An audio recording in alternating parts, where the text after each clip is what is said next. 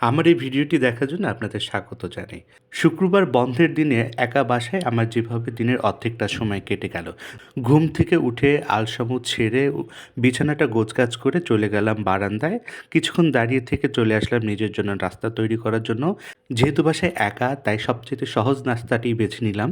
ডিম ভেজে নিয়ে কয়েক পিস রুটি গরম করে নিলাম। সেই সাথে ১ কাপ কফি বানিয়ে নিলাম। সবকিছু রেডি হয়ে যাওয়ার পরে একে, একে সব নাস্তাগুলো বারান্দায় নিয়ে রাখলাম। বারান্দায় বসে সকালের মনোরম পরিবেশের সাথে নাস্তা উপভোগ করার জন্য। উপর থেকে বেশ বোঝা যাচ্ছিল দিন বাড়ার সাথে, সাথে শহরের ব্যস্ততা ক্রমশই বেড়ে যাচ্ছে। আলহামদুলিল্লাহ সকালের নাস্তাটা বেশ ভালোভাবে উপভোগ করলাম। কফি খেয়ে নাস্তা শেষ করে চলে গেলাম গোসল করে নামাজের জন্য রেডি হওয়ার জন্য। গোসল শেষ করে এসে নামাজে যাওয়ার জন্য রেডি হচ্ছিলাম।